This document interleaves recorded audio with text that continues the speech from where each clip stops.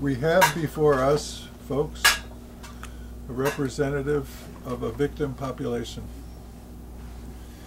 We should be ashamed as Americans for what we did to the people originally in possession of this land. With the events in Dakota, America is once again facing the tragic past, the shameful past. And we have before us a leader. The name in our language, Joann Spotted Bear. What's your official title? Tokaya Tunkashila Wopila Waku Lamia Chamatonia Hemie Chunkpe Opio Matiwa. My original title is the voice of the grandmothers of the great Lakota nation. You are the voice of the grandmothers of a maternal organization. Your group, not an organization. Excuse me, that ain't the right word. A maternal nation. A nation, yes. And if you could say something in your native tongue, that'd be good. Okay. First off, I already did say something in my language. I said Tokaya Tunkashila Wopila Waku. Lemi Echa Matonia Hemie Chunkpe Opio Matiwa. My dear relatives, before we say anything, we always thank the Creator first. My Lakota name is Bear Woman. My English name is Joann Spotted Bear. I'm an original descendant of the Little Bighorn, the Wounded Knee Massacre, 1890, World War I, World War II, 1973 during the Wounded Knee occupation. My father was a cop who walked off his job. And today, I am eco status at the United Nations, but my card is not updated. Whose fault's that? My fault.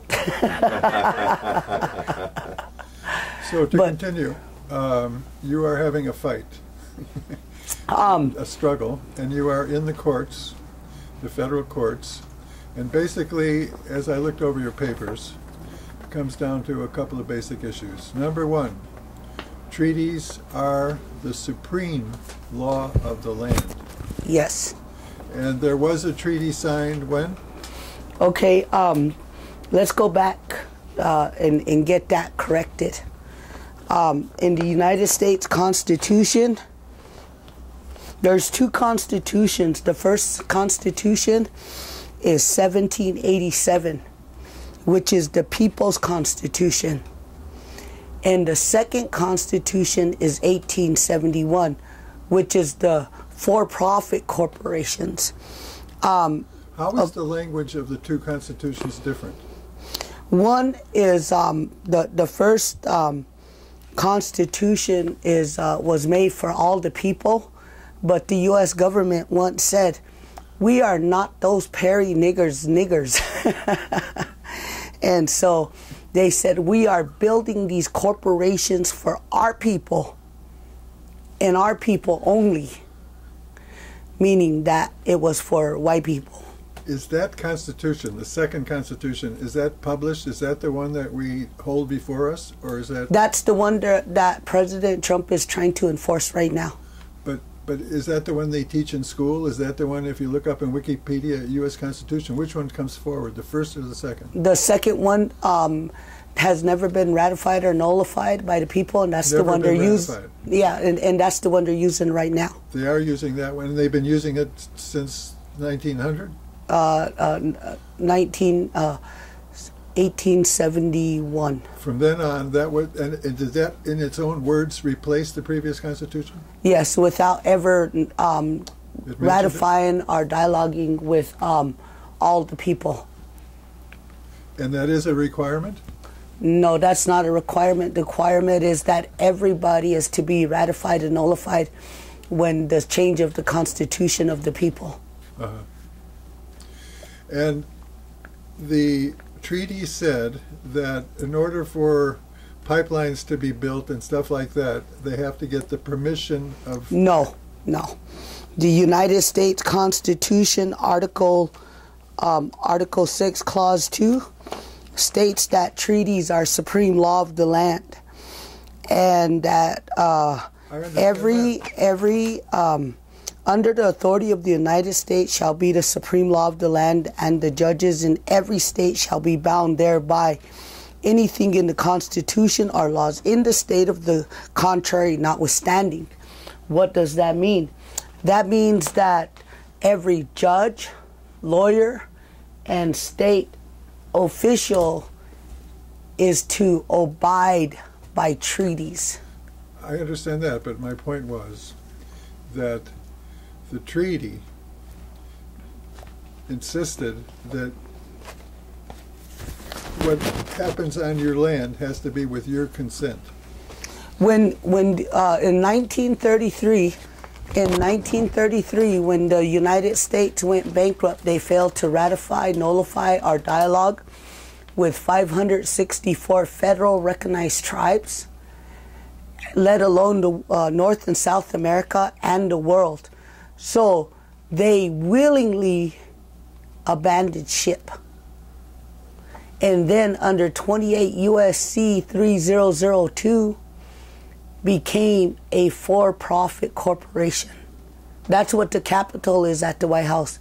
It's like an anchor that anchored down and became a for-profit corporation. So technically the United States of America, aka United States of America with the all caps, the corporate, now corporations can sue and be sued, but a bankrupt corporation cannot be sued. However, indigenous people of the world can pull the charter number due to the fact that treaty started in 405 BCE, which means before Christian existence. So even Christians didn't exist in 405, but treaties did, not even the Constitution. So these treaties supersede this Constitution. These treaties supersede the bankruptcy of the United States. Therefore, the United States was withholding federal information, and that federal information is ignorance of federal law is no excuse. God damn it, you should have told us. If I could, so what does that so what does that mean about it? Any laws or things that the United States has passed since 1933? Any laws that are passed after 1933, according to the 16th American Jurisprudence, Section 177, that means that anything written after bankruptcy, like the bankruptcy in 1933, anything thereof is null and void. It doesn't exist no more. You have to wipe it out of there, because then it doesn't exist. In other words, even in the UN, in the United Nations, that's happening here in New York, the United States, did they ratify when they became part of the United Nations in, what year was that? I forget. 45, 47, somewhere in there. Yes, in 45. So if they became part of the UN in 1945, how come they didn't disclose their bankruptcy? And then in 2010, they were supposed to have, what's it called? 2010, they, yes, the Declaration of Rights on Indigenous People still did not ratify in dialogue. 2014, Lori Johnson and I went to the United Nations, and we clearly asked the United States to ratify in dialogue with us. We took in 2,000 documents, and we asked them, how come you did not disclose the 1933 bankruptcy? They had 1 year to ratify in dialogue and never did. Now it's been 2 going on 3 years. When you say they didn't disclose, they didn't disclose it to the public? To anybody. To the United Nations. Secret bankruptcy. Yes, they didn't disclose it to Lori Johnson, David Buse, myself, or to the United Nations. They never disclosed it to the entire world. Even right now, it's still a secret to the world. But yet, we're going to tell the truth. That's why we got this flag here. This flag is the flag of the Little Bighorn. Okay? The original Constitution is when Betsy Ross made a flag similar to this, and the circle here is what General Armstrong Custer took from Washington all the way to the Battle of the Little Bighorn. So the one she made had how many stars? Had 37 or 39, I believe. I never counted them. And on this side, there's a split. Oh. Okay, that split is for two nations to come together. But when George Armstrong Custer went 300 miles out of his way, his intention was to kill the Great Lakota Nation.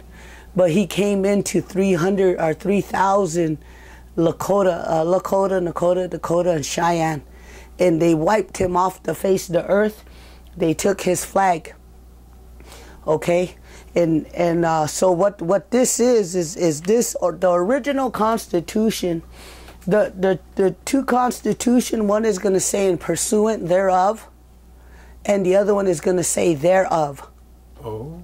So they're written kind of, one word is changed. However, these colors, red, white, and blue, and the stars, by the Lakota Nation, never gave the United States permission to use this flag, the colors, or the stars. That's kind of a distraction. Let me get back to the main thing. Well, I just want to interject about the flag. Isn't it displayed improperly? Don't we supposed to have the stars and bars flying towards the left from the right field? Where I mean, the left field is. You have never had no permission to use the flag whatsoever at all. Period. But I'm wondering about the display. The blue field should be on the left or the right side? You never had no permission to use them at all. Yeah. But let's let Joann speak about it. How long was it used? By the U.S.? I never investigated that. Okay, let me ask this question now. What motivated Roosevelt doing the bankruptcy number? What motivated him? From what we understand, that the United States was supposed to pay in gold and silver, and because they were bankrupt, they couldn't pay in gold and silver. So when they went bankrupt, the bankruptcy, they handed everything to the United Nations 12 years before the actual building was built. So in other words, how can you give documents over to a corporation that didn't even exist yet? Right. And the other one is in 1933, this is my favorite part. This is my favorite part. It's coming. Hold on. Carl Panzram was in prison in what we know as the Capitol, okay? The Capitol used to be the Clinton facility. Imagine that, huh? Such a name. Yeah, it is, huh? Yeah. So you said that the 1933 bankruptcy would make every law passed after then null and void. Does that mean like every law, every executive order that the United States has passed since 1933 should be considered invalid? Is that what we're saying? Yes. A bankrupt corporation cannot write an executive order to supersede treaties, according to the 16th Jurisprudence 177.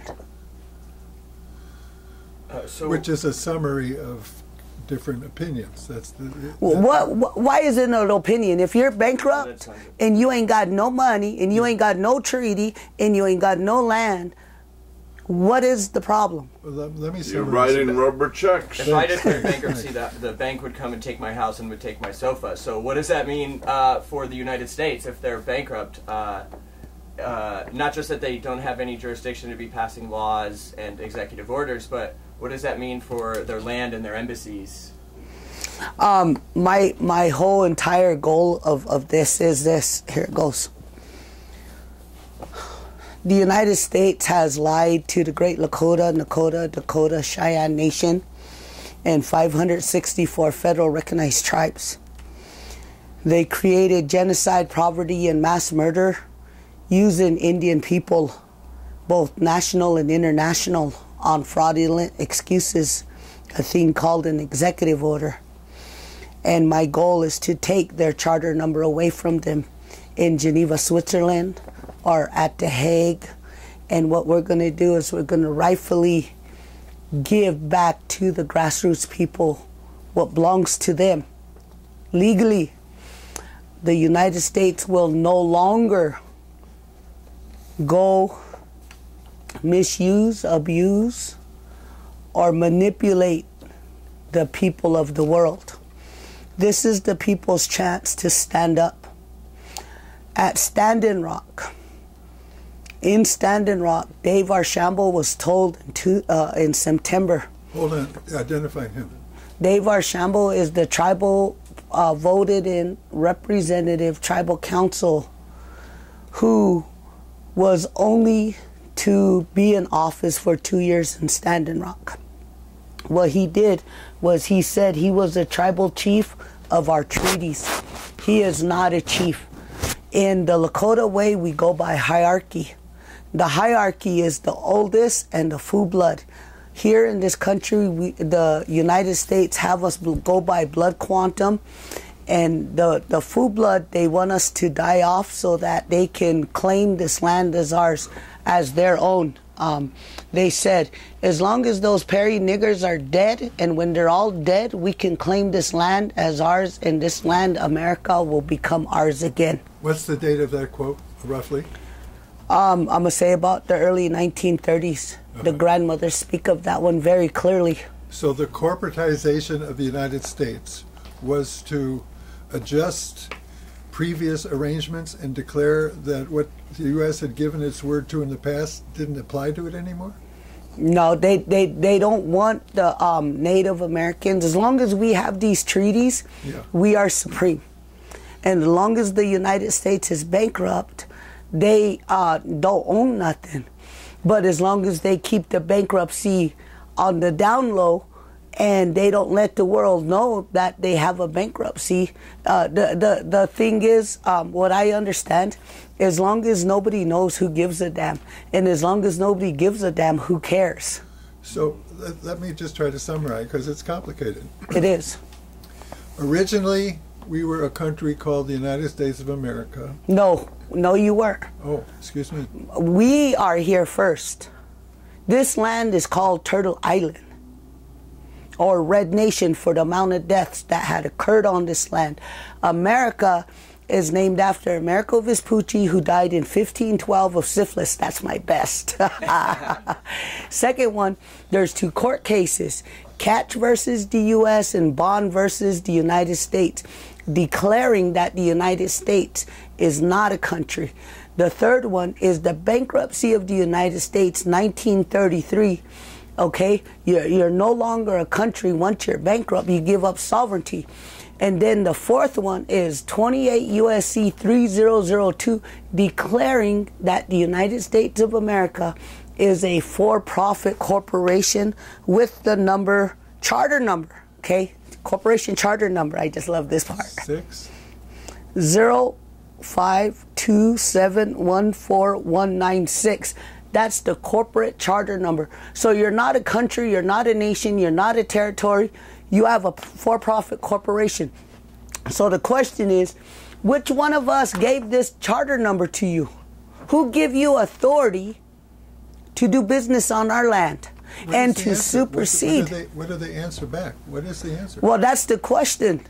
Is there any clue? I mean, where did the number come from? Yeah, who gave it to you? Who said that you could kill all of our people?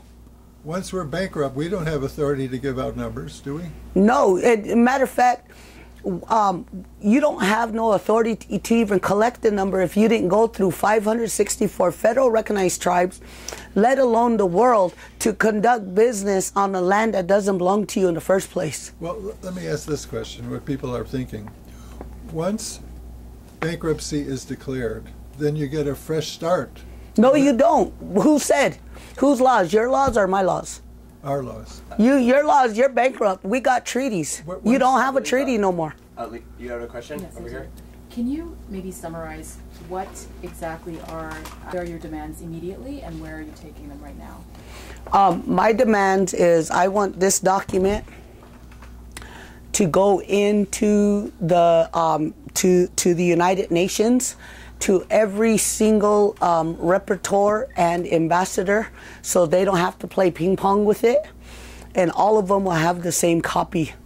Then I would like this same document and the letter that we do have to be submitted into the Supreme Court. And then we're going to take this letter and the Supreme Court document and submit it into the Netherlands and at The Hague. And we're going to request world judges, world leaders to come to this country, because obviously the United States is so freaking hard-headed and don't have a treaty. We're going to let the world know that, hey, we got treaties here. Matter of fact, we have 564 federal treaties, but the 1851 treaty is not just a national treaty, but an international treaty that hit the chronological list of international treaties worldwide. Now, in your papers to the Supreme Court, are you asking for any action, or you're only notifying them? I'm asking for action to return our lands and seize all the embassies of the world to the United States. So, as a bankrupt corporation, then you could pull their charter number, then, correct? Is that what you? Would that be a goal here? To pull their charter number and make it so they never do business again. And also we ask that Mr. Trump be detained by his own bodyguard, and they maintain themselves in house arrest on his yachts and golf courses. No. Trump ain't even going to have... why should I allow Trump to live in his mansion, go to his golf course, and be tied to only what he owns? Because he don't own none of that. He didn't pay his taxes.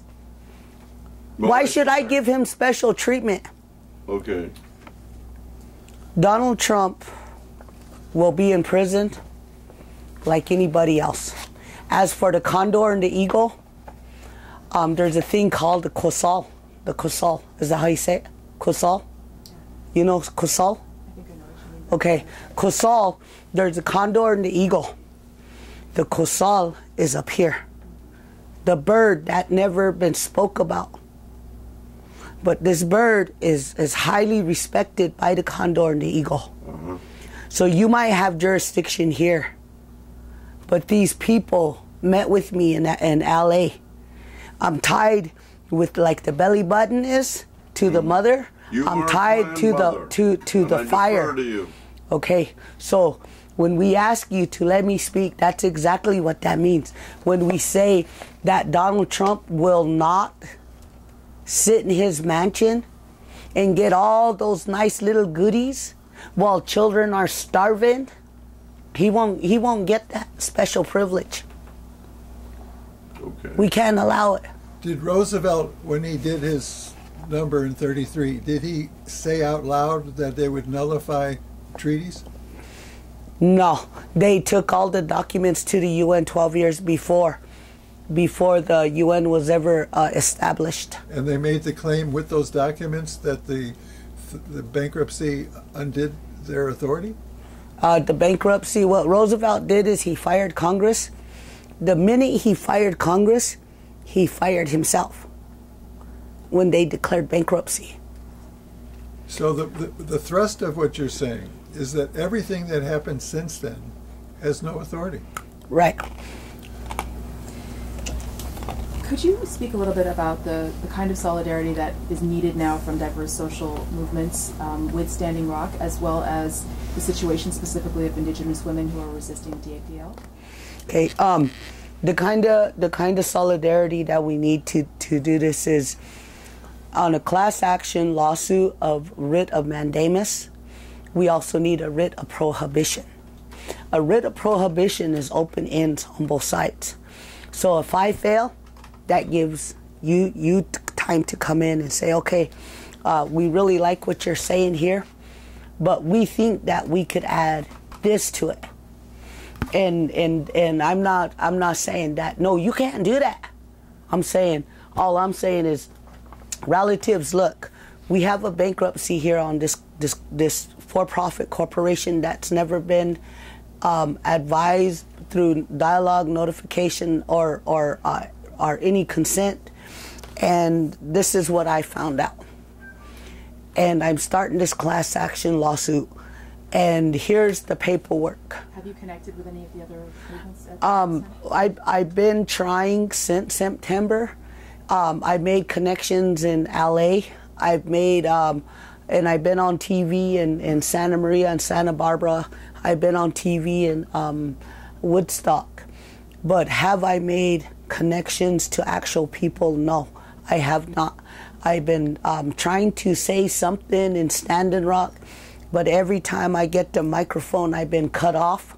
David Archambault and those who stand up for the United States government make sure I do not talk about the 1933 bankruptcy. When we were in the United Nations, they used the United Nations police to try to throw me out, right? So that's the point of this press conference, though, so that you can get this message out, correct? Yes.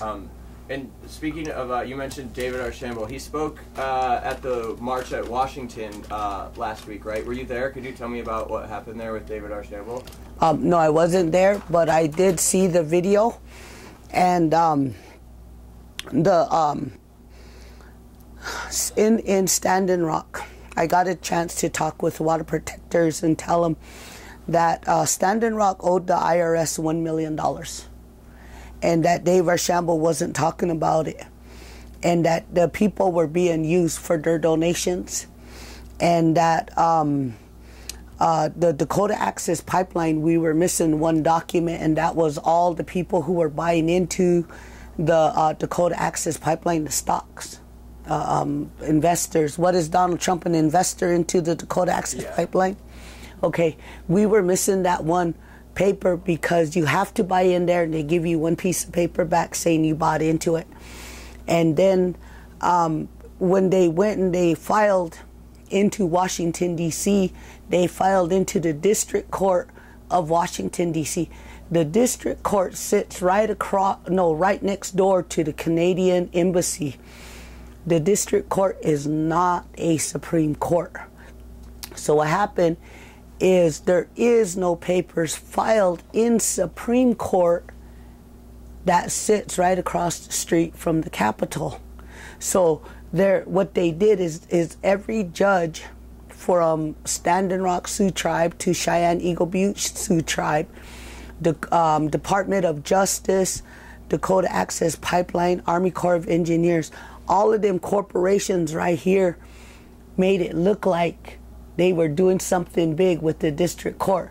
But in the Constitution, when I went to Harold Frazier, I told him, show me right here in this Constitution, where the heck does it say that you have to go through lower courts to supersede treaty?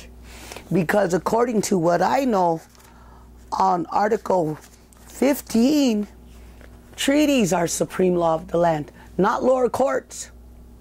So these treaties that they're talking about belong in Supreme Court right across the street from the White House.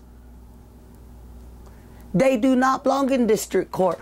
So right now, Judge James Bogender, he's making one judge making the final decision on national and international people of the world. How the heck does that work? How does a bankrupt corporation, according to this, to these, and it makes me really mad, is how does a bankrupt corporation who had de facto executive orders get to supersede our treaties, and one judge get to mistreat us? Right. I would like to say also that I'm YellowFeatherFrankCraven.com, what's ailing here in America. And to my understanding, Oklahoma City FBI headquarters, April 19, 1995, when it was bombed, got destroyed their own many treaties that were original copies and documents of that the U.S. held and now cannot put their finger on. So it's like the title holder of a building that doesn't have the deed, and he's kicking the neighbors out claiming ownership when he can't present the proper ownership papers and agreements that were originally signed by the people of the land and the invading force that claims sovereign, power over them. Do you have a question? Is there a question at the Well, end? I'm making a statement that Okay. 168 young kids died that day, but all the FBI agents showed up late. And since this perpetual war on terrorism is an invasion on people, and the Islamophobia entrapment scenarios prove that it's just an ongoing ruse. The whole war on terror is a construct to justify their budget. Okay, I got a question. Okay. I didn't know if I bragged about it before, but I did graduate law school. Okay, go ahead with your question. A legal tactic in dealing with you guys would be to claim You guys. that us guys, the Americans, we're laughing that you are appealing to a court that you're claiming doesn't have authority. You're right, absolutely. But you guys versus us guys, there's more indigenous people around the world. So quite honestly, it's not about how big your court is versus because see, 3/4 of the world is indigenous. And even that 1% white people, we have intermarriages in that white people. So our people are taking over that white culture.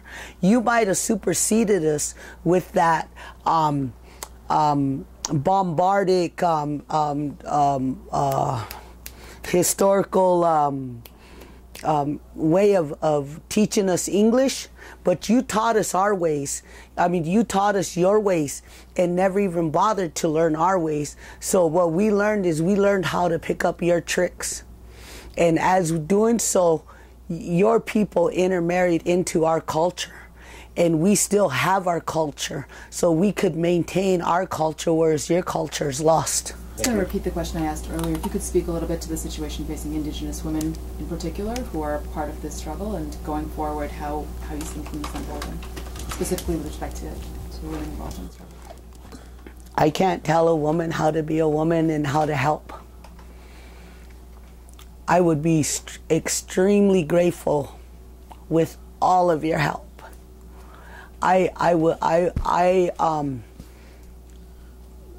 The way that this got started, I had to Humblecha, I had to Sundance, I had to go to Sweat Lodge and put up a peyote meeting and get down on the ground and cry to Unchi Maka. And I asked her for help. And I could tell the whole world. I mean, like, this is my umpteenth time on media. But where are the people? You have to Blihijapo. You have to come from here and come out and stand up. I can't make you stand up. I can't make you join me what I'm doing. Each one of us have a purpose for being here. And if we have that purpose, we have to utilize it and find it right here to Blihichapo, to help our people to live. I don't know how, I don't know how to ask you to help me, but to say, women of the world, will you please help me? I'm fighting for our country so that our people can live. I don't have the right answer. There is no right answer. But there is a way to get rid of this government, and that's to pull the charter number. And the way we have to do it is through courts. They have this thing called law. We have this thing called natural law. These laws in their Bible are all the same, and it's about telling the truth. If we all tell the truth and walked in beauty in that way, we can have what is rightfully ours back. But they're going to fight all the way. They're going to act like spoiled little rotten children all the way to the top. But it's going to take a strong person to get over those barriers. So you mentioned that they forced their ways on you, so you learned their ways, but they never learned your ways. So this pulling their charter number is sort of using their own medicine against them, correct? Like it's sort of using that tool against them. Right? It's basically when a little child acts up and is ungrateful, you take what they love away from them the most, and you don't give it back. Basically, right? I'm pulling that charter number from that child because they're misusing it. Have you tried talking about this to anyone else, like members of like our government or senators or anything like that? We went to the United Nations. Lori and I went to the United Nations 2014, and we told them about the bankruptcy. They were supposed to ratify and dialogue and notify with us, right, Lori? Come up here, Lori. I saw you met with Bernie Sanders recently. Did you try to mention this to him as well? Yes, we did. Bernie Sanders blew us off too. Wow. This is Lori. Lori Johnson and I were at the United Nations in 2014. Lori, I was an uninvited guest in 2014, right? Uninvited by the UN, but invited by indigenous peoples. Yes. And didn't I bring in 2,000 documents to show proof of genocide and poverty across the country on indigenous issues, right? And corruption. And the Keystone XL pipeline, right? Right. Okay. During that time, I was the only woman who ever walked into the United Nations with 2,000 documents and confronted the United Nations and the people of the world on the bankruptcy of the United States and genocide against indigenous peoples, correct? Yes, and the corruption and fraud. And What did it look like? How big a package? It was a suitcase about that big, and it had nothing but documents in it. So I know that Standing Rock Tribal Chairman David Archambault has met with the UN and in Switzerland, right? Is he talking about these things? No. David Archambault under the 80-4 of the great Teton Nation of Pine Ridge declared that tribal agencies have no say in treaties. That means that David Archambault should have never went to the UN in Geneva, Switzerland. And under 80-4 of that same resolution, tribal agencies cannot hire a lawyer when coming to the treaties. You have to know these treaties inside and out. These treaties are our home, our school. This is the legal binding between the United States and the indigenous people. It's the home health, like that Obamacare. No Native American should have had to go into the Obamacare because we have health care here. We have living, all of our living, all of our food, everything should have been taken care of on this. This is the 1868. And it's the land base, the land mass, the base of these treaties. These treaties were never signed with an agency. These treaties were signed with the people. And certain families whose names are on here, you can't say, oh, that family right there signed the treaty. No, because there was family members like mine who died, literally died, and couldn't sign, who helped these families to get to where they are today. And those of us who are descendants of the Little Bighorn and the Wounded Knee Massacre and the Wounded Knee occupation, we are here today to say that we are here for the people. They said the greatest warrior is one that'll stand up to help the people to live. You don't have to be be rich. All you have to have is be able to graduate high school, go to college, be able to fight for the people, the land, and the water, and honor the Creator. Those are your riches. These multi-million dollars don't mean nothing, because everything under the ground and everything above the ground already belongs to you. Creator gave it to you before you even came here. It's this government and those fancy diamond rings and gold that make them appear like they own everything, but they really don't own nothing. So with that being said, I want to add just something real quick. I had a wife. She is a lawyer of 27 years, and she's in Texas, and she deals in probate. And she told me, Joann, I love you, but I'll never help none of your Indian people. She said, because if I did, I'd lose my home, my job, my business, and I'll go to prison for helping you guys, because it's like this big scam over Native Indian people using the laws. So I told her, keep your home, keep your business, keep your finances, and keep your freedom, but I'm gonna leave. I'm leaving, and I'm gonna go be with my people. My dad, he told me, he said, Joann, he says, it's better for you to be with your people than be with somebody that'll never love you or your people. What has your people done to challenge the authority of, what's his name, Archibald? David Archambault. They shunned him in Washington, D.C. before the world. You want to tell us a little bit about that? Or?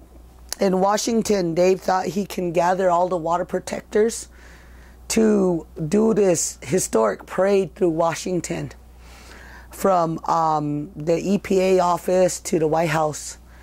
And they were going to have this gathering, and they had a big gathering, and Dave came out. And from what I understand is Dave started to speak, but they started booing him and saying, no dapple Dave, and they made a video. So what he said was, you're not booing me, you're booing the children. Instead of standing up for all the wrongs that he done, he manipulated his wrongs and said that it was that they were there for the children. But anybody knows in Lakota country, when you the land is for everybody to use. You never kick anybody out of the land. These treaties, when you invite the world to come to your land, you make sure that their health care is taken care of, because according to the 1851 treaty, this is an international treaty. It could cover all the health care in the world that came to Standing Rock. It could do that. And the government is to abide by that. So everybody's health care was to taken care of, including the food. There was well over $6 million. There should have been, nobody should have starved in Standing Rock at all. There was that much money. The other one is, we heard that they bought into the Dakota Access Pipeline for $30,000. So what happens is you take from Standing Rock to Texas is 18 million people. But when bitumen flows through the river and goes downstream, it's not only going to create, bitumen is, it doesn't just create bone marrow, birth defects in babies, and death, but it spreads to 4 directions. So 18 times 4 is 53 million. So when Dave received $30 million, he sold everybody out for less than $1, which is, I think it's 63 cents per person who will die with bitumen. But over the years, time, when the water is contaminated and the food is contaminated and all the animals are dead and the water, people are sick, then and only then will everybody know that Dave Archambault sold the world out. Now, could you give me more details? Was this a public event in which the bad guys, the people who wanted the pipeline built, they formally gave him $38,000 to sell Million. out. Million. 38 million. No, 30 million. 30 million. They gave him that money, and where did the money go? No, nobody knows. In my documents, I have what had happened is I need my backpack. What we have came to understand is, okay, first off, let me say it this way. United States went bankrupt in 1933. They have no jurisdiction. The Standing Rock Sioux tribe is also bankrupt, and they have no money. They have to live off of the Native American Indians. So what Dave Archambault did was he took our treaty and made it look like it was his treaty. Okay? Now, you said his office was only good for 2 years. How many years was this since he got that vote?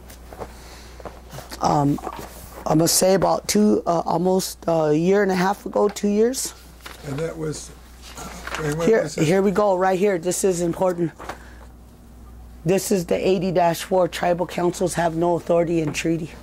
So he shouldn't be speaking to Switzerland. He shouldn't be speaking to the United States on behalf of the treaties or on behalf of the people of Standing Rock. Is that what you're saying, right? Yes, yes. And are you guys leaving? Okay. So he didn't have authority to consent to the violation or to the pipeline. No, he didn't. He shouldn't have. He shouldn't have never spoke. So what action do you think needs to be taken with David Archambault? The same action that's taken with Donald Trump. He needs to be in prison for manipulating the people, the treaties, the Constitution, and lying to the world.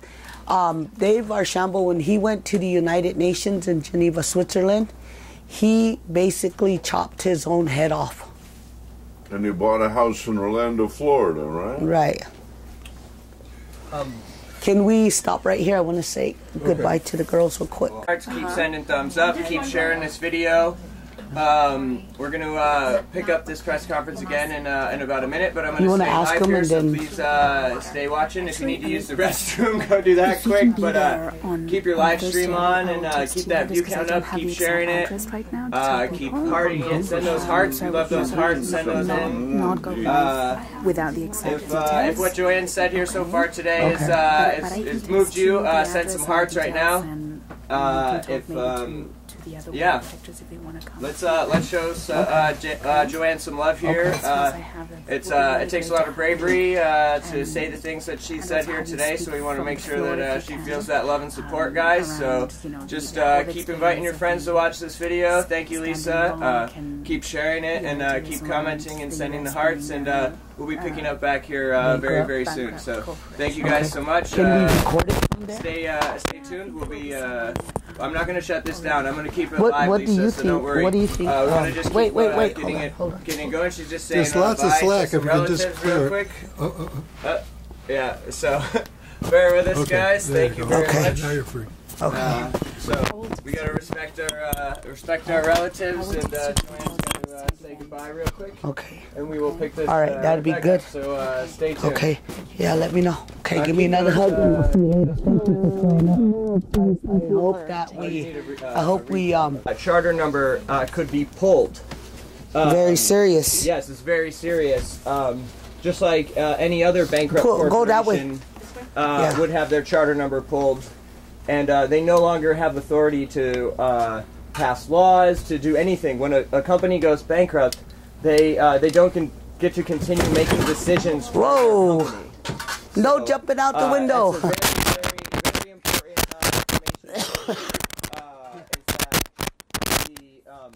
Yes, the United States does not have authority as a bankrupt corporation to pass any laws or executive orders or make any decisions for their business. And just keep sending those hearts in and show Joann some love for having the bravery to Lori, talk about hold these that things side, when please. There's people that don't want to be people to be. You want to hold about that these side? things. So Joann showing a lot of bravery here today to talk about these things and really address these issues. Go on, just pull it that way. If anyone has any questions, now would be the time to send in those questions, and I will make sure that Joann hears them. We're taking a quick photo here with the flag of the Little Bighorn. Maybe you could say something about Okay. This flag was taken by. You want to pull it that way some more? Your way. Just step back. Just there. There you go. Because what it is this is the original flag of the Little Bighorn. Betsy Ross. This is a duplicate of the original flag of the Little Bighorn. Betsy Ross made the original flag. General Armstrong Custer carried it into battle with the great Lakota, Nakota, Dakota, Cheyenne people. And what he did was when he went against the Lakota, Nakota, Dakota, Cheyenne people, that was his final, his last stand. And the Lakota people, we took the flag away from General Armstrong Custer. The United States was never to reuse this flag. They have no permission to use the red, white, and blue or the stars in anything that they have. So what this is this is a reminder to let the United States know, the United States of American government know that we are still here and we still own this flag. And they have no jurisdiction. During the Little Bighorn, the Lakotas, they let one man go. And they told that man, they said, you go back to your government. And don't you dare come back here and hurt our people. Because the next time you hurt our people, we promise you we will wipe you off the face of the earth. And so this is the reminder with the bankruptcy of 1933 and the charter number, we can pull the government without even lifting a gun. Well, thank you. Do you want to sit back down and keep going? Just go ahead and drink. I got some questions. Yeah, let's have her sit down, and then we can get this back going officially. Thanks everyone for staying tuned in and continuing to share this video. The view count is continuing to go up. Keep sending those hearts. We'll have Joann speaking again here very soon. Speak more on Dave and some requests. When will I see you guys again? Hold on. Just taking care of some housekeeping here, some business. And we'll get Joann back on the couch here talking to y'all very soon. Okay, here we are.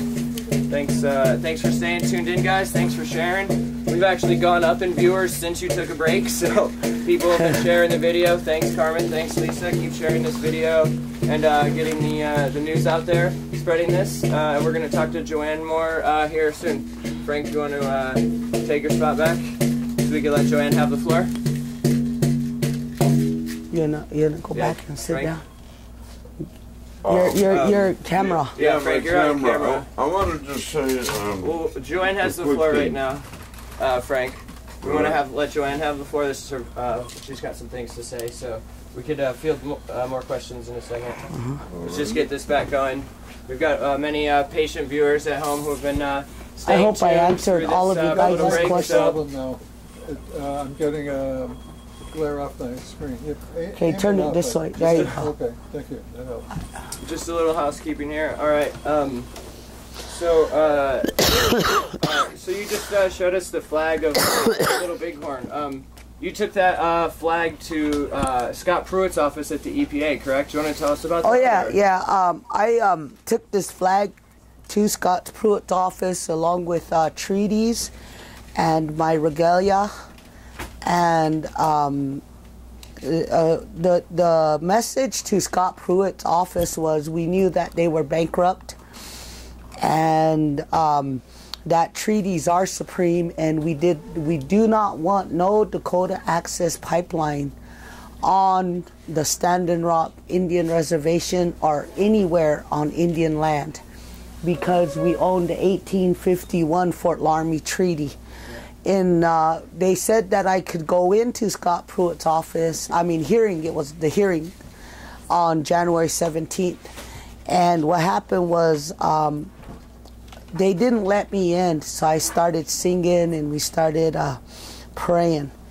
And when we began to sing and pray, they said that I was demonstrating a protest. And I said, I'm not here demonstrating a protest. We are water protectors. And so what they did is they called the cops, and the cops surrounded me, and they took me into to jail. And I told them, I said, not only do I have the flag of the Little Bighorn, but I have the 1787 Peace and Friendship Treaty of Morocco. So I have a flag of the Little Bighorn, Peace and Friendship Treaty of Morocco. I have the UN ID badge, and treaties are supreme law of the land, and the United States is bankrupt. We have every right to be here in Washington, D.C., and I was in full regalia, and they still took me off to jail. So you showed up at the office and they threw you in jail. Yes. Is that what happened? And this was when just before inauguration, correct? Right. January 17th. January 17th. January 18th, I got back into my regalia, and I went to Washington, D.C., and I went to Donald Trump's inauguration, and they asked me, are you here for Donald Trump? And I said, no. I said, Donald Trump says Native American Indians don't exist. I'm just showing the world we're still here. And then what happened? And then on the 19th was the Women's March. 21st. Our 21st. Yes.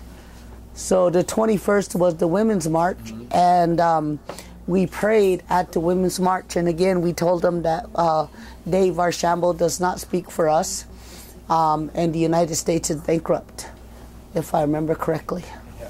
Yeah. You had to fight pretty hard to get on that stage too, huh? Yes, I did. Yeah. Yeah. Again, about the flag of the Little Bighorn, I saw online that you raised the flag outside the Washington Monument during the teepee encampment last week in Washington, D.C.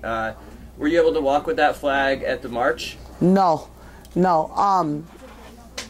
There's some discrepancies that are going on among the Lakota, and I need to make sure that everybody knows this, right? Especially the live feed. This is really important. How to say this in Lakota? O makiayo. There's some people who are among our Lakota people who was ashamed of our flag. And I hate to be the barrier of bad news. But to all the Dakota, Cheyenne people out there, Dallas Goldtooth. Of the Indigenous Environmental Network? Yes, of the Indigenous Environmental Network did not let me carry the flag of the Little Bighorn in front. The flag of the Little Bighorn should have been the first flag above any flag in any Native American Indian event, due to the fact that we killed General Armstrong Custer. And we should be very proud of who we are. You should never take this flag and our ancestors and tell them that they can't fly this flag. We should always remember that this land is ours. The United States is bankrupt with a charter number, and we could pull it. We should be proud that our ancestors left us a very good way of life, a valuable way of life, traditional way of life. Many of our ancestors died, but not Dallas Goldtooth. He wasn't happy that our people died. Matter of fact, we told him to fly this flag between the teepees and put it up where everybody could see it. It did on the first day. The second day, they flew it in the back. The third day, they never even put it up. And during the march, they didn't even let it go in the front like it's supposed to. Veterans should have held on to this flag. and went first, but they did it. Why do you think that is? Was he trying to not? Were they trying to not fly the flag, or was it something personal about you? Do you think because of the things that you've been brave enough to say? I think it's because of the things I've been brave enough to say, and the fact that some of them are protecting David Archambault and the U.S. government, and they're the ones that are getting financially gained. They're making financial gains out of what they're doing. And so from what I heard is they put on these large events, they ask for cash donations, they get all the money they want, and then they move on to the next scam. I see. So you're saying that the Dallas Goldtooth and Indigenous Environmental Network are protecting David Archambault? Is that what you're saying? Or they're not? It's because you've spoken out against David Archambault, so they didn't want you to be flying the flag. It was because of the things that you've said, right? Yes, because they're trying to make Dave Archambault this great chief, and he isn't no great chief. And like I told the water protectors, they have you here so that they could make David Archambault look like he is like this is a David Archambault event, when in reality he got booed off stage. Oh wow.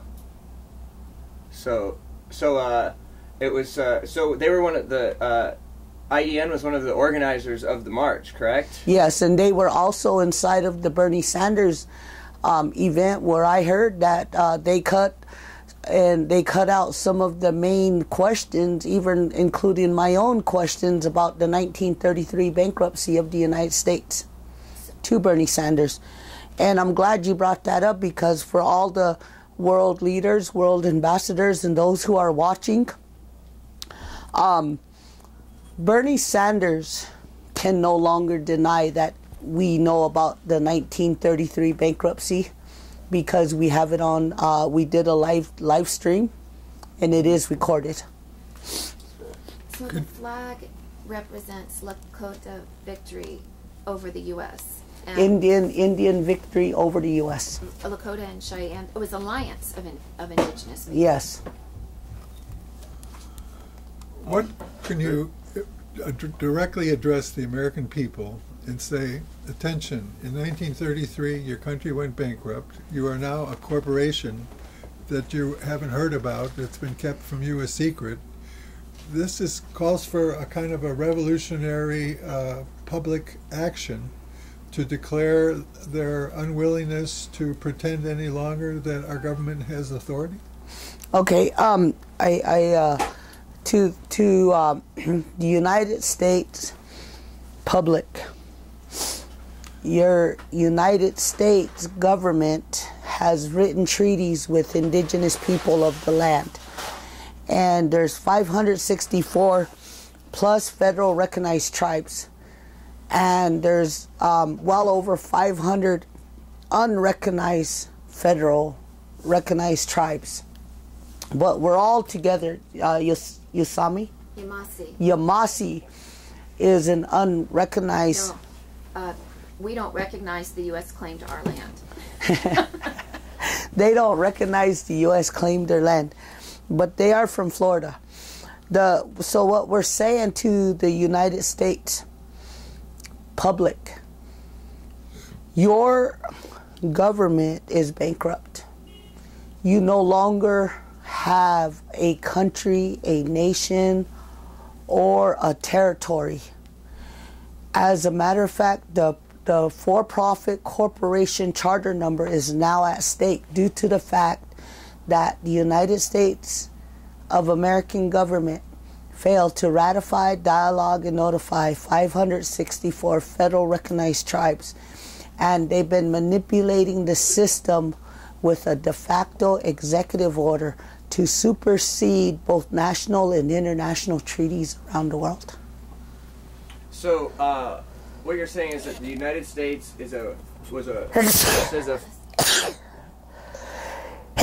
Sorry. No, you're all right. So you're saying is the United States was established as a for-profit corporation, and so when they declared bankruptcy in 1933, that would be like if a business, any other corporation declared bankruptcy, they would lose the ability to make decisions for their business. They would have their assets seized, and they would no longer be able to make their own choices, correct? So that's how the state of what the United States should be legally right now, based on that bankruptcy and the treaties, correct? Yes, legally. In the Fort Laramie Treaty, it says the American, the white man, the black man, and the Indian are subject to the American law. So if the American law says that you went bankrupt and you lose your home, your business, your finances, and you go to prison, well, that's exactly what you do, because you wrote your own law.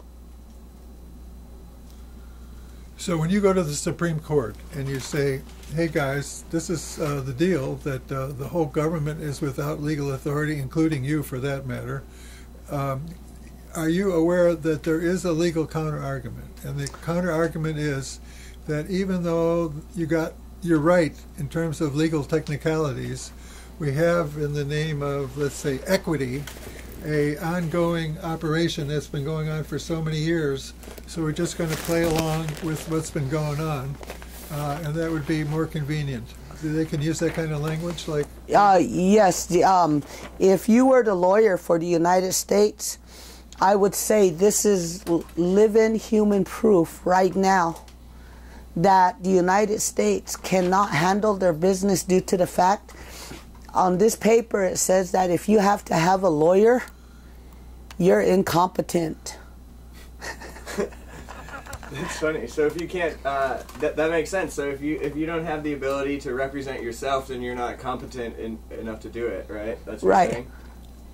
And if you're bankrupt, you're really incompetent. That's American jurisprudence?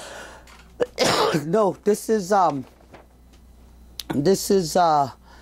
attorney and client.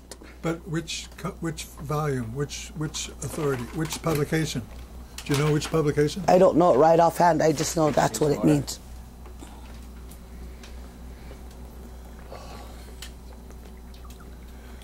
Well, let me offer this. I need that back.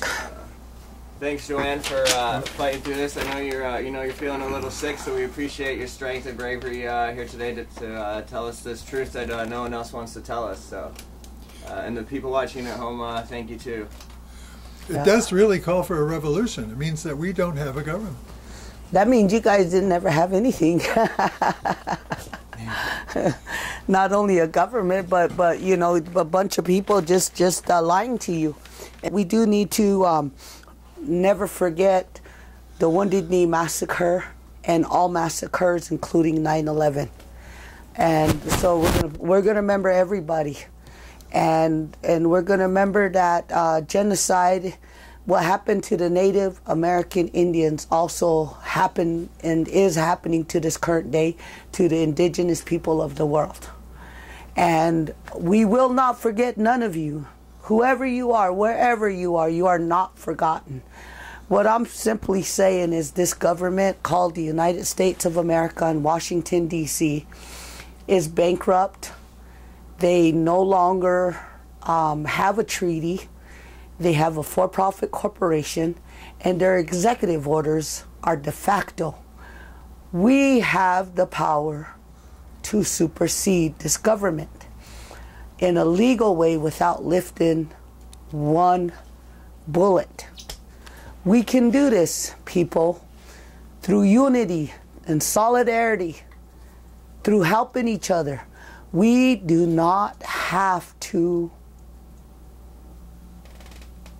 step on each other's boundaries.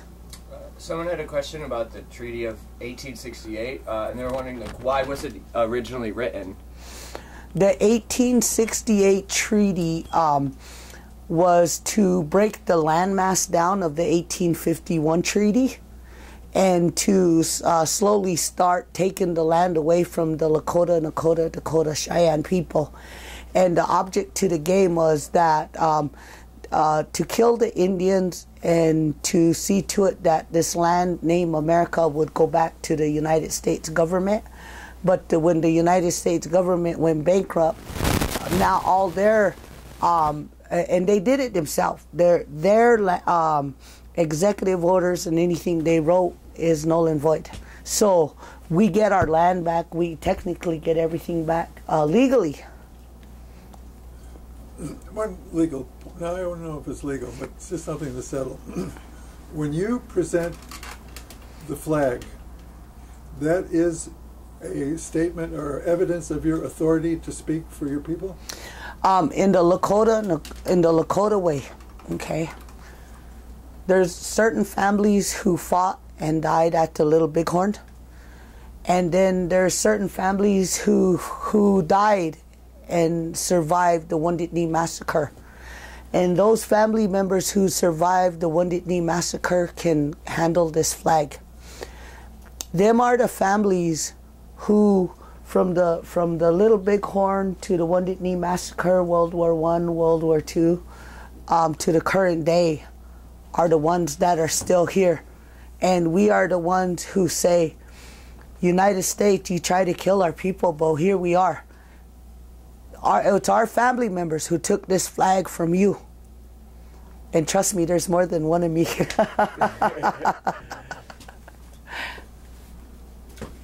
So the flag is authority from the past.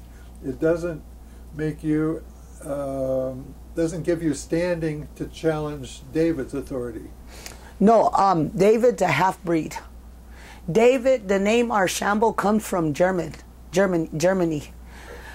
So yes, I do supersede David. Because David is not a full-blood. I'm a full-blood. David is from Germany. Since when did we let Germany supersede us on our own Indian land? On his mother or father's side? Oh, father. I really don't know, and I'm just his dad. Archambault is a French name. French. French, yeah. Archambault is a French name, so that's his surname is French, right? Could you have some kind of a ritual or a vote or a demonstration of your nation rejecting his authority? You said he was booed off the stage. That's a gesture. But is there other tactics that in Standing Rock right now? They are working towards getting rid of him.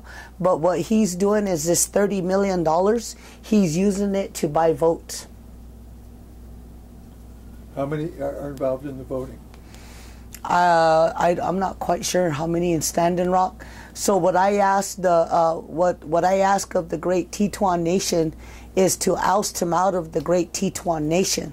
So currently they had a meeting ousting David out of the Great Teton Nation. So he technically, even if he did give money out, he's not supposed to be on the Great Dakota, Cheyenne Nation. And what I'm asking the people of the world to do is to make sure that David Archambault does not come onto your lands. Take him off. He's a bad guy. He's the type of man who will manipulate a system for the U.S. government so the white man can supersede our Indian people and override our treaties. So I have just a quick question. So then, what you're saying then is that David Archambault is an elected official, which is the colonizer's system of government, but by Lakota way, that doesn't have authority as much as actual Lakota blood would. So him not being full-blooded Lakota means that he doesn't speak with as high of authority for Lakota issues as you do. Is that the correct understanding? In general life, everything goes in hierarchy. We all know that. You got the white people have Queen Elizabeth and the Pope. We have traditional values. And you're in touch with the other clan mothers, and you have, by consensus, authorized you as the delegate. And you dehorn the chief if he doesn't act according to Lakota law, right? I will do what I have to make sure that the world knows the truth. David Archambault owns a business on the reservation, correct? Could you tell us about that? I've heard some things about it. I'd just like some clarity. When we first got to Standing Rock, we heard that David Archambault owned a store right next to Ocheki Shikawi and was selling alcohol. When we start letting the people know that David was selling alcohol out of the store, they stopped selling alcohol. When we left Standing Rock and I came up here, I found out that the store was being remodeled. So the question is that we just also found out that the last real Indians who's ran by Dallas Goldtooth and family and Indigenous Environmental Network and the Indigenous Environmental Network, they were taking teepees, tarpies, military tents, and camping equipment away from the tribe and going to send them over to what is known as Thunder Valley, and they were going to take them over there, which is on the Pine Ridge Indian Reservation. So this is the breakdown. We're getting towards the end now, and I'd like to thank everybody who's been with us and joining us through this whole conversation, but here it goes. The Pine Ridge Indian Reservation and the U.S. government, our problems started back in 1492 when the white man first came. Treaties for the Dakota Cheyenne started in 1851. That's the one that we mainly go off of today. The half-breed once said that they wanted to become a great leader someday. And the chief told them, no, you have your side over here. You could go into the white man government and do whatever you want over there because your skin is white and your eyes are green.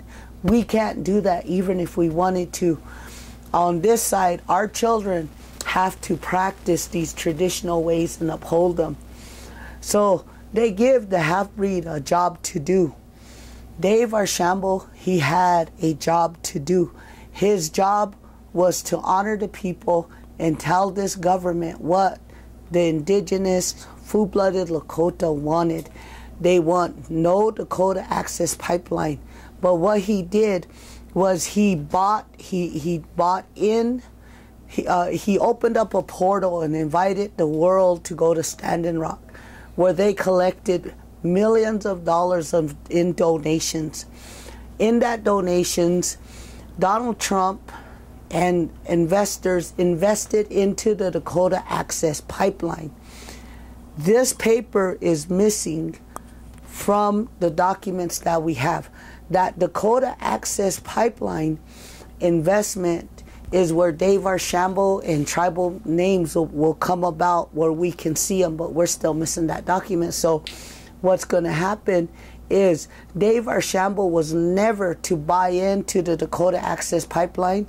And again, the court case was not to be at the district court. It was supposed to be at the Supreme Court. And the simple fact that Dave had lied not once, but twice. The first great lie when he opened up the portal was he said that he had say over our treaties. That's a great lie, because it was the full-blood, the Lakota, Nakota, Dakota, Cheyenne people who fought for these treaties. It wasn't a half-breed. And it wasn't David Archambault and his family who fought and died for our family. Matter of fact, it was his ancestors who brought smallpox to the Lakota. To the Mandan Hadassah. Yeah, to the Mandan Hadassah. So Dave Archambault, your family brought smallpox to our people.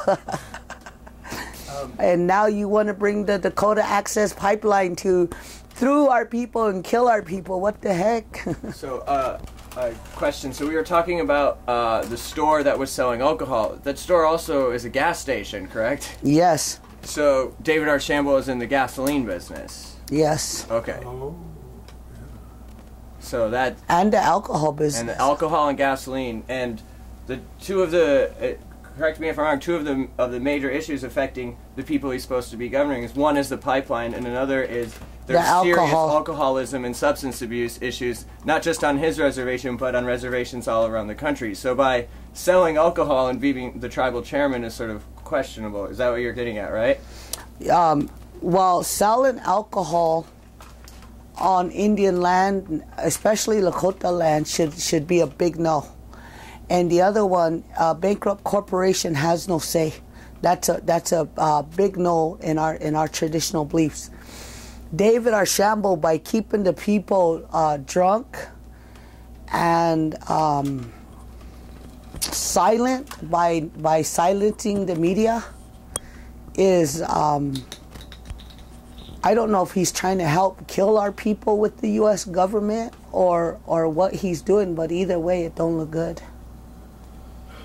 Yeah, like most people, he's corrupted by money. It's a material world, and when wampum is traded, unfortunately, black market flourishes. But the good, noble chief will make sure everyone is fed before he is, even though he hunted the buffalo. We want to make sure the women and children are fed, so that we carry on. And we must survive. And that's what gains respect and authentic chief of the tribe. Otherwise, you're a fool, you're a hayoka. You can be kicked out because you're not serving the community, you're serving yourself. Correct. Yeah. So if, speaking of that, so like they should be taking care of feeding your people. I know there was tons of donations coming in for the camps, like, food and money. Yet there's still people that, many people that live on the Standing Rock Reservation that are in dire poverty. They're starving. They have major problems.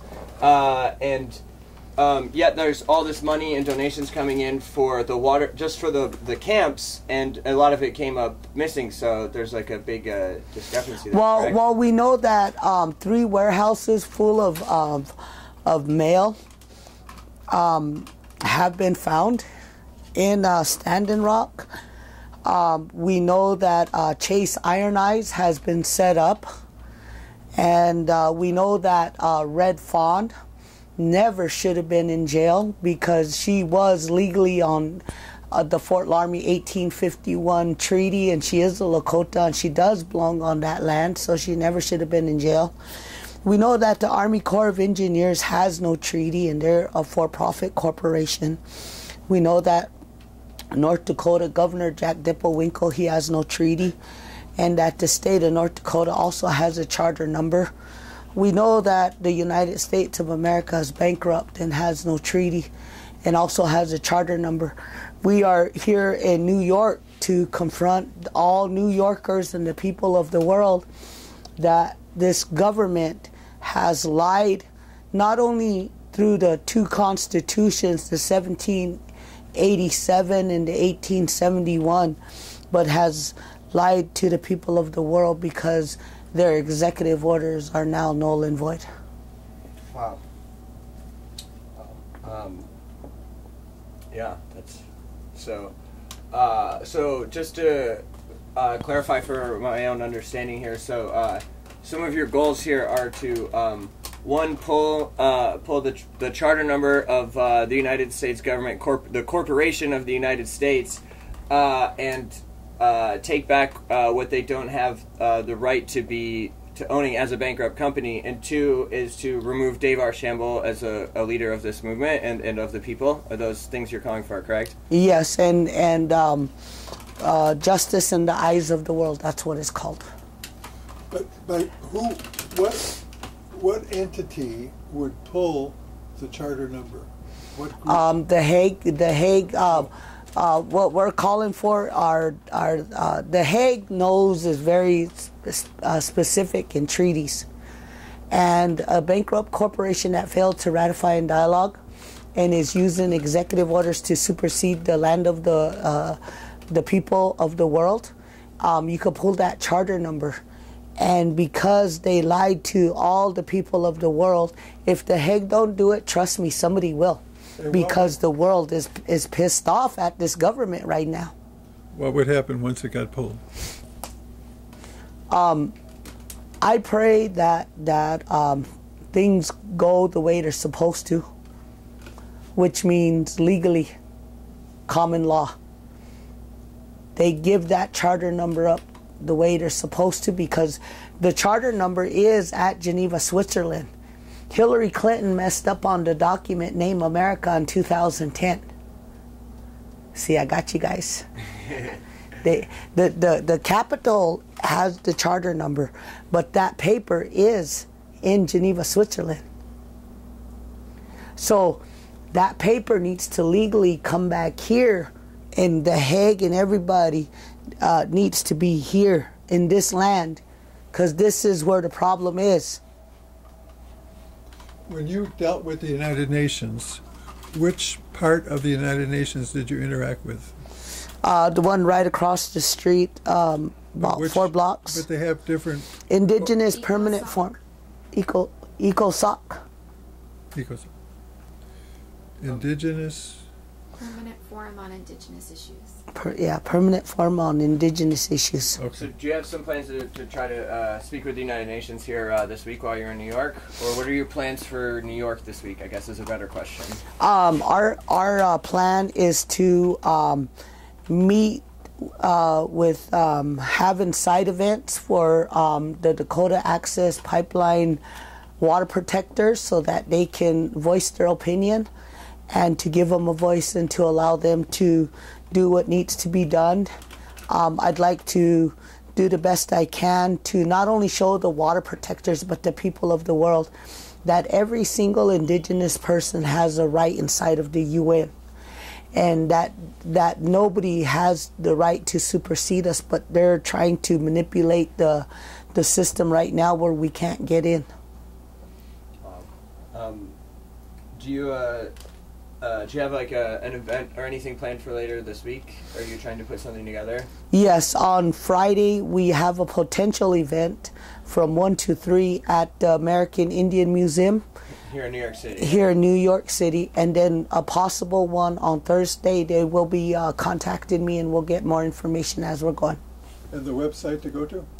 Not at the current moment, but when we do, we will release it. You can check back in here on this page here, and Joann is up to. I will know here, so you could follow this page, Mike Gams, and I'll keep you posted on that here. Wherever Joann is, I will be with this camera. So.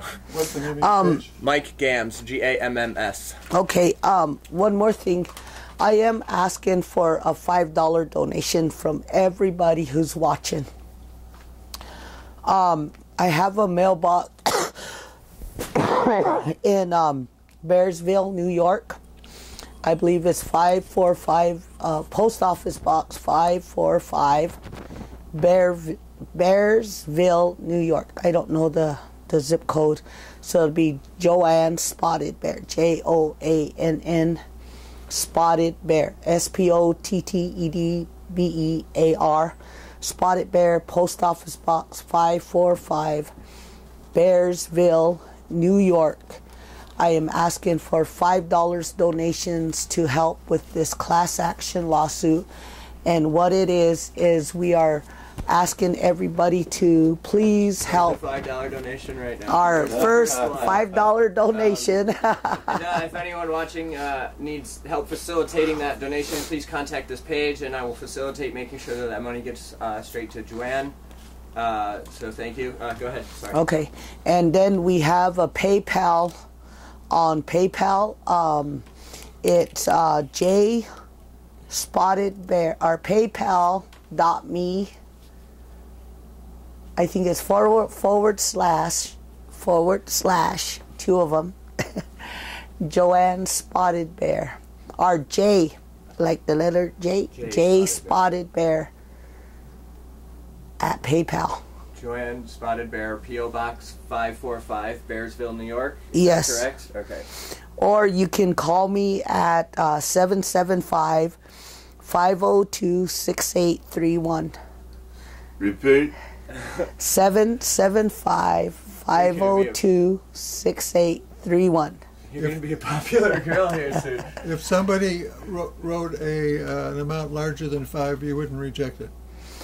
I would have to. No. I take food stamps. J Spotted Bear at PayPal. Yes, correct. Yeah. And like I said, you can contact Joann on her Facebook, or you can contact me, and I'll put. I want to say something about a significant amount of money. Relatives, I'm going to say something, and it's really important. I'm what they call an Ikjewia, a common person. in Washington, D.C., while we were at the march, somebody came up to me and said that there was this millionaire who wanted to talk to me and offer me some money.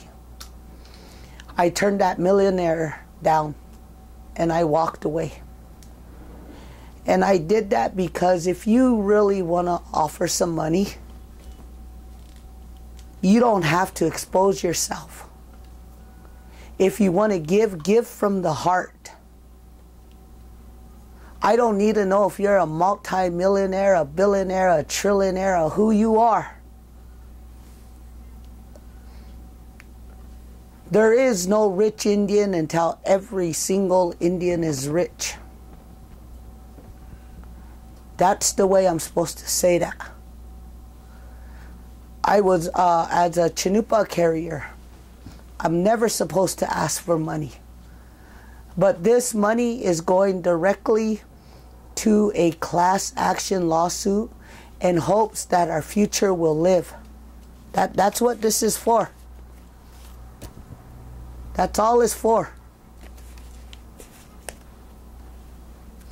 And when we help one another, we help each other to live. This government, they once said, this government wants all of you dead. Today, our future and our current people have to fight just to stay alive on that mini Wichoni, that water. That water is at stake now with what is called bitumen. Bitumen will kill. You can't taste it, you can't smell it, but once it gets into your food supply, it creates bone marrow, birth defects, and death. You know, when you say bone marrow, you mean bone marrow cancer? Yes. Okay. I saw you speaking to Scarlett Johansson about this at the Women's March, right? Yeah. Yeah, that was cool. getting that message out there as best you can. We really appreciate it, and the people at home do too. They're taking down, making sure that everyone's got your info that you said, and they're repeating it and stuff. So yeah. Okay. Also, I'd like to someday in the near future throw an event with Scarlett Johansson, Cher, Alicia Keys, Buffy St. Marie, all of those. Mark Ruffalo, Mark Ruffalo, Susan Sarandon. Sophia, we'll never forget you, Sophia, wherever you are. Susie, Vanessa, I call her Blue Corn. We'd like the United Nations and all the world leaders to join us to help stand up for what is right, and that is water is life. Mini Wichoni, agua es vida. Did you want to say anything about Susie? Unfortunately, we're in this blizzard, so she wasn't able to make it because we're snowed in here in New York. But did you want to say anything about Susie? Yes. Supposed to join you? Susie should have been here to join us, but there's a blizzard here in New York. And so what I'd like to say is back in September, we told a lot of people that they didn't know why they were in Standing Rock. No one was meant to get hurt behind black ink on white paper. And so what we did was what had taken place was Susie got hit with a gas grenade. Tear gas canister. A tear gas canister, lost her eye. Sophia, on the other hand, lost tendons in her arm. And we did tell Dave Archambault that all these people who got shot with rubber bullets, water cannons, gas grenades, and concussion grenades, all these people had families. And once that these people got hurt, and once they found out that bitumen would kill them, once the water was contaminated, that Dave would have nowhere to go in this country. He would always be remembered for the man who killed the people.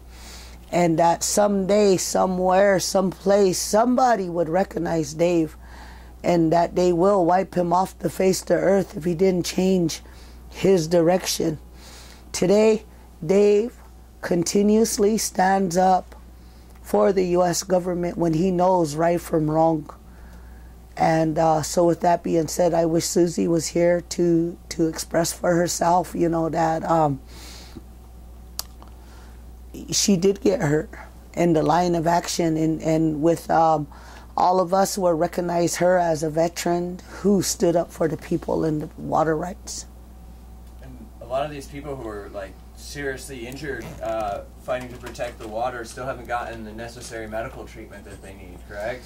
Yes, a lot of them. That's what we were saying earlier. Health care. In the Fort Laramie Treaty 1851, health care should have been covered. The Standing Rock Sioux tribe should have protected everybody who was sick, but they failed our health care. That's what Susan's talking about. In the 1851 Fort Laramie Treaty, when they've got all those donations, nobody should have sat in jail because it is treaty land. In the court case, this court case should have been at the Supreme Court, not in district court in Washington, D.C. Therefore, that is treason of treaty and manipulating the system and lying to the people of the world when it comes to these treaties. Could you have gone directly to the Supreme Court and argued you have original jurisdiction? I did, and we are writing up a document right now, and it is being looked at by lawyers in Albuquerque, New Mexico, and in LA, and in here in New York, and in Woodstock. Good. Some people are asking if you've heard, has Dave ever visited any of these people in the hospital, as far as you know? As far as I know, no. As far as, I mean, I don't think Dave has the heart to look at the people who are sick, are in the hospital. I don't think he has the nerve to say, I'm sorry for what happened. If I were David Archambault and I was in his shoes, first off, let me say it this way. As a Lakota, you never violate the treaties and you always stand up for what's right. When you make a mistake, you ask the people to forgive you. But in this case, I believe Dave did apologize one time to the people, but it didn't make enough sense because he went back and did it again and again by kicking everybody out of Standing Rock. And he shouldn't have did that because the land don't belong to Dave. It belongs to all the people. And then when they desecrated the graves, they never asked where those graves were. They just went through and just plowed them for the Dakota Access Pipeline and desecrated the crap out the graves. They should have never did that. So right now, between the desecrated graves and kicking the people off the land and manipulating the system, you manipulated the whole entire world by desecrating the graves, kicking people out, and doing it in court. So, is there some kind of forgiveness? That's not up to me to answer. Dave has to answer that. But he took a step further to Tunkashila, creator. Atewa Kantanka. Atewa Kantanka, Tunkashila is going to have to be the one. So when you talk about him removing people from the camp, that's forced relocation, right? That's what we're talking about, right? Yeah. So now the camp's on the move. Wait a second. So yeah, the Standing yurts Rock's and the over. teepees and all that was donated and created in the eco-friendly, spontaneous pop-up village that happened. It's all been destroyed now?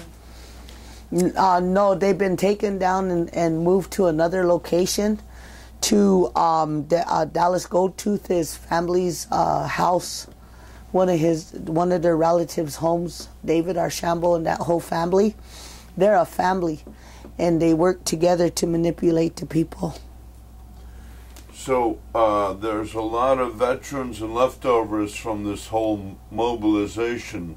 And what are they doing there? Sitting, burning fire, twiddling the thumbs and living their life, but not, and just living with the fact that the bulldozers and the pipelines carrying on, and they're carrying on as best possible. What's proceeding and happening right now, middle of March 2017 at Standing Rock, North Dakota? They're taking everything down, all the teepees, all the tarpies, all the military camps, everything.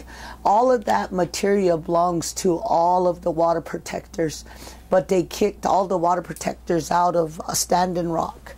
And technically, David Archambault's sister, Judith Archambault, works at the Bureau of Indian Affairs.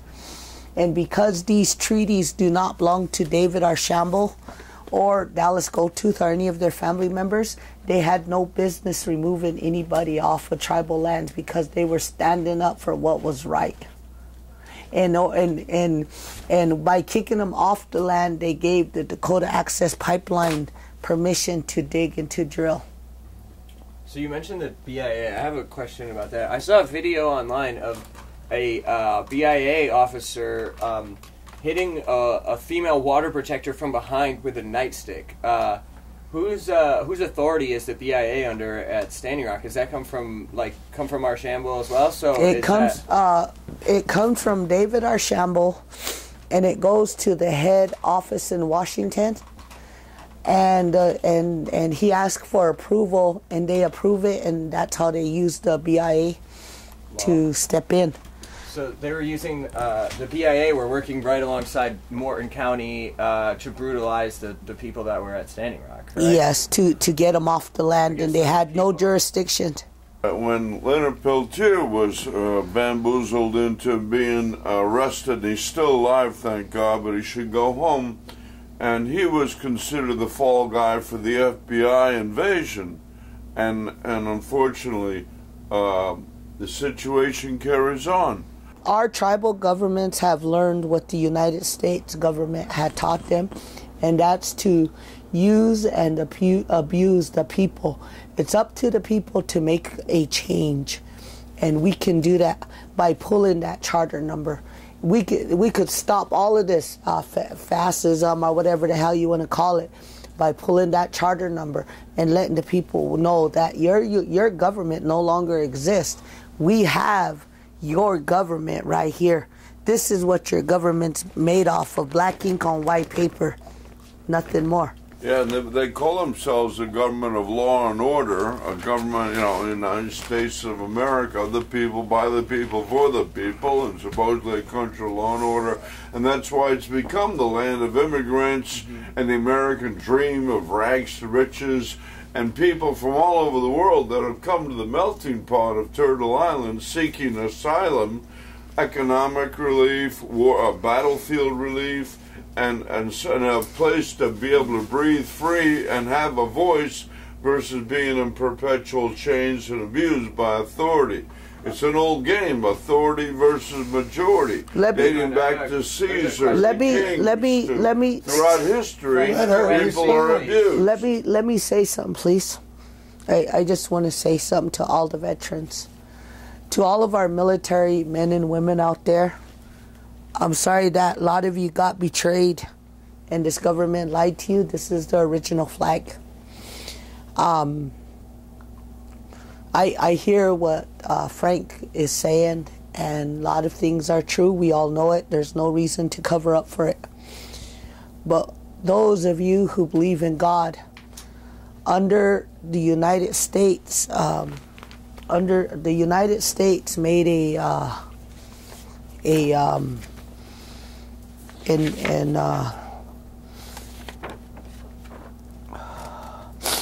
give me a minute. Congress declares the Bible the Word of God, Public Law 97 through 208. So those of you who are in the military who believe in God, the United States went bankrupt in 1933. Even you can step up and step into the light of truth to help change everything around. Because right now you're being manipulated and lied to for a handful of people who want power and are very ungrateful. They're using money that is made off of our resources to lie to the world. When you took an oath and solemnly swore to protect and serve the United States Constitution, you solemnly swore to protect the people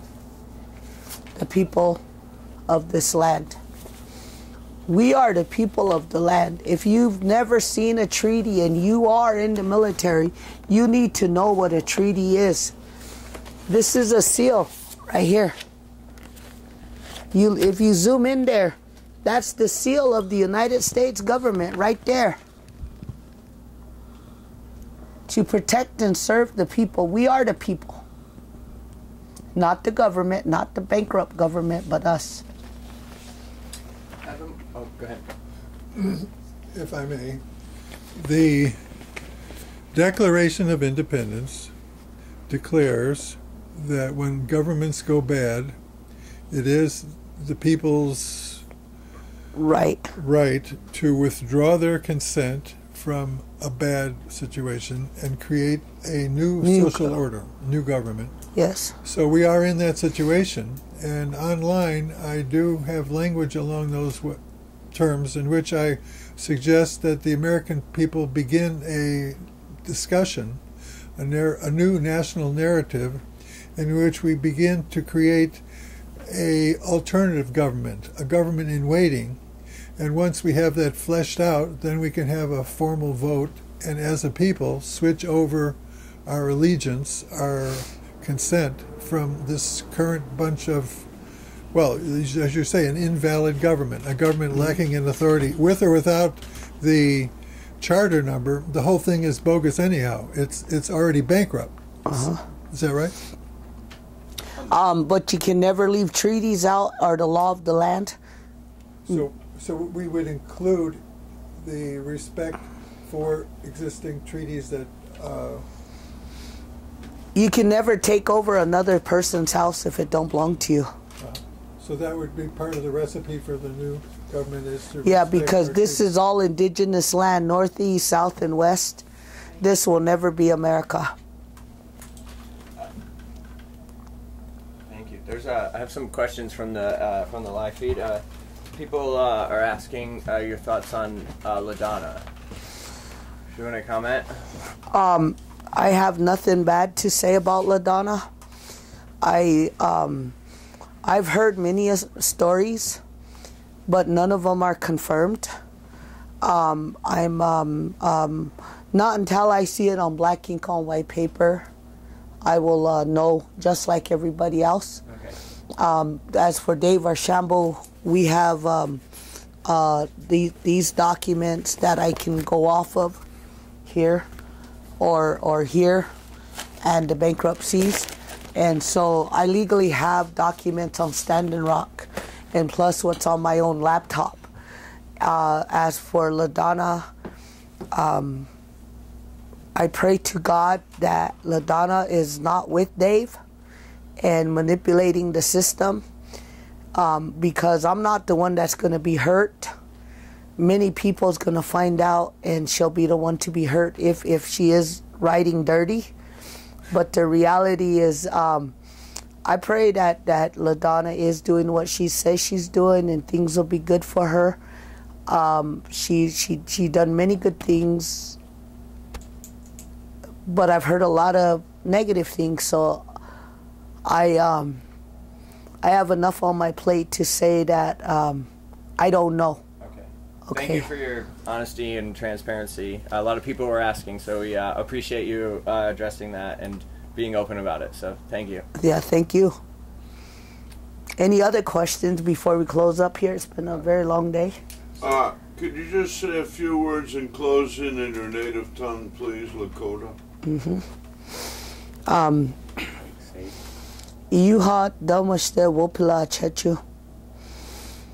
Na atewa kantank atikashla na unchi na kaka wopila chechu. Da wana yuha wopila chechu. Oyate yuha wopila chechu. Na daku hecha wakanki hechum say hello. Mini wichoni na unchi maka o makiayo.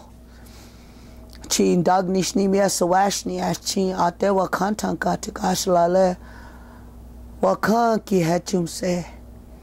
Nadaku hecha washteki hechum se. Wopila chechu. I said to the Creator and to all the people, everybody have a good heart. And that Mother Earth and the sacred water, thank you. Thank you to all of you. Each and every one of you. Nobody's left out. Thank you. The way that Creator has it set for us, it's going to be that way. It's going to be a sacred way. It's going to be the one way, the only way, and the true way. Because it's already that way from the Creator. No one can't make it any other way. And it's going to be good for all of us. It will be good for all of us. Because the Creator, He's the one and only. He's the most sacred in this world. And He'll make sure that all of us have a good heart and a good way for one another. That's the earth and the water and everything in it. Like that. Thank you. Thank you. Thank you. Thank you.